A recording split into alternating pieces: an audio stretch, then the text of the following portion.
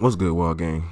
Wild Boy Keith here, and this story is basically a situation about me almost getting arrested when fucking weed. This happened like 3 years ago in Lewisburg. So the story ended up starting off with, I was a big pothead and I was selling weed at the time. So, my boy said, yo, we have a play in Winston. So I was like, all right, bet. So my boys are from Winston. So we ended up going down there and we met his boys up at like I guess at the smoke shop. So, they ended up talking about us like, yo, you got some gas? Like, yeah. So I ended up selling to him. And they was like, yo, we know like a place, you know what I'm saying? Like a good place. We could smoke this down. And I was like, all right, bet.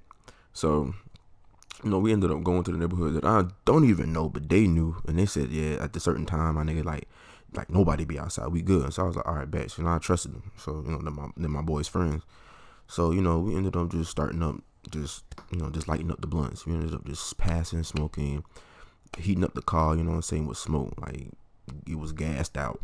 So, time passed by, you know what I'm saying, like, we was high as shit. Car just boxed the fuck out. So, we just looking around like, yo, my eyes are starting to burn. Like, this shit kind of hurting. I ain't gonna cap, I bitched out. So, I got out the car. And I'm just looking like, yo, like, a nigga is stoned out his ass.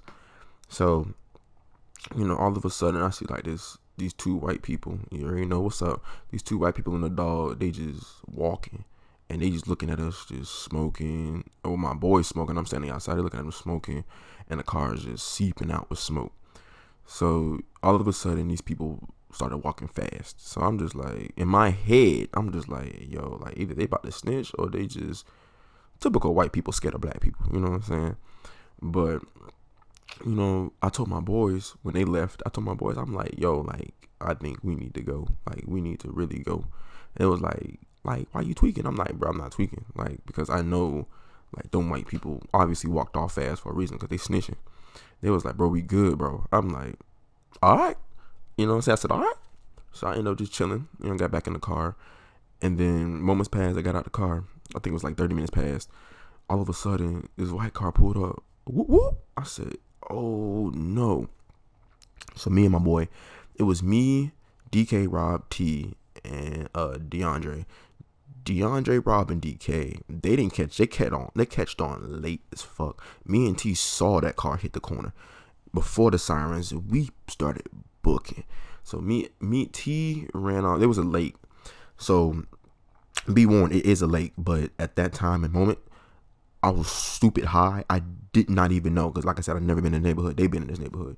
So T ran. I ran. I'm looking like, yo, like, why are you running around? You could just run on this land, because the water was distilled. I was like, oh, okay. So I ran straight, hit the lake like a dumbass. I was like, oh, this is water. This is water. This is not land. This is water. So I got out the lake. I laid down with T. So T was like, God damn, I can't get in trouble again. I said, hold on. Again? He was like, yeah, like, I already got charges. I'm like, oh no, you by yourself, my nigga. I'm not with you at all. Like, fuck that.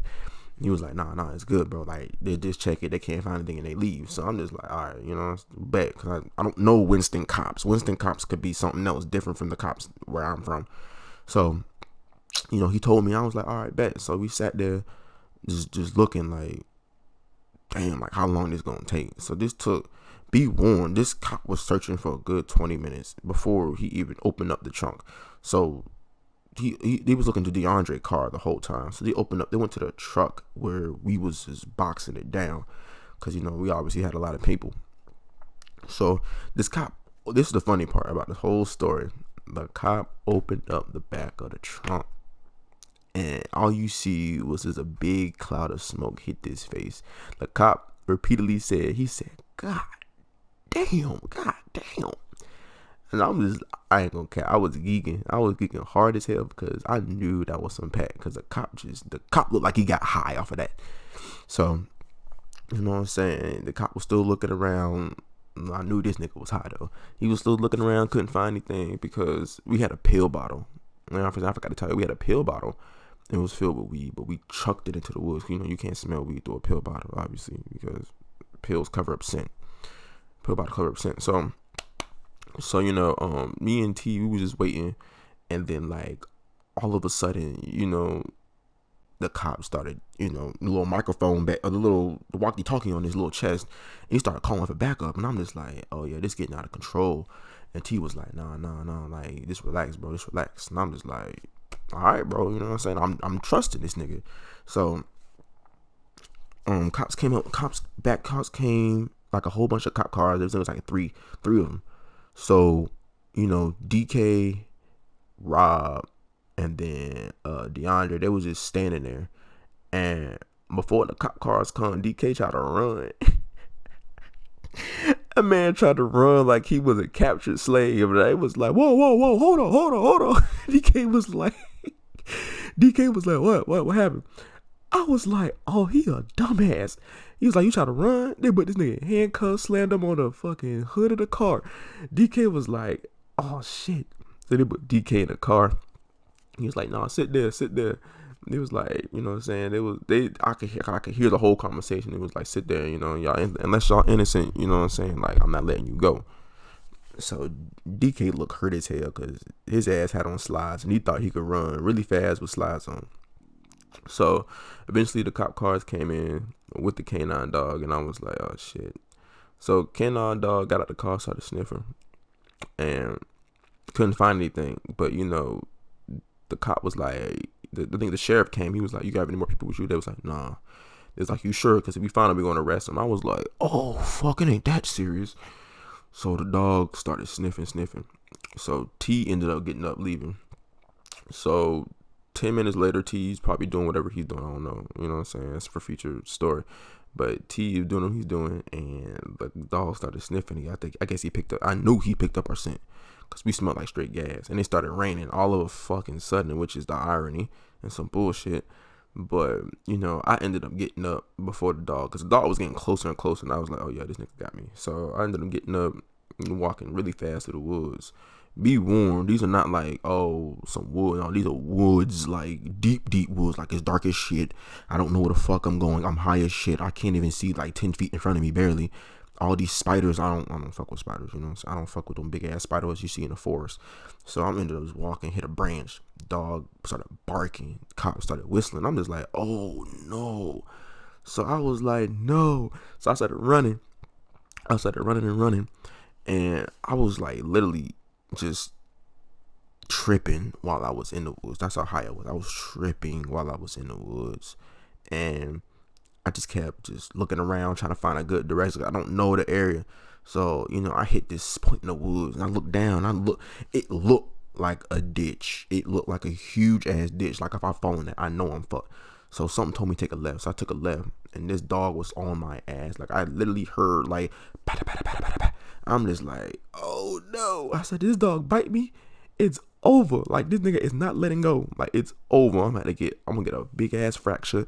And I'm gonna sue the shit out of the cops for real. So I started seeing like these little street lights in the woods. And I was like, all right, bet. I think I found the other side of the neighborhood. So I kept running and I tripped. I ain't gonna cap. I tripped. Be warned, I had on white clothes, like all white clothes. I ended up just tripping, falling in the mud, and just mud in my mouth. I was like, I was not fucking with that shit at the time. So, but I didn't care because I didn't want to get arrested. So I got up.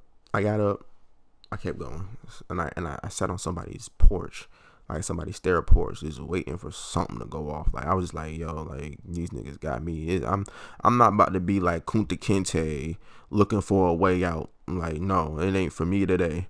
So I'm waiting, and all of a sudden I see these cops come out of the woods finally, and I'm all dirtied up, muddy, and I'm just looking like, just bleeding and shit. The cops just looking around, I can't find my scent. And I just thought, I was like, oh yeah, they can't find me because I smell like mud and water. I said, that's smart. I said, that was God right there. I literally looked like the swamp monster came out of the damn woods.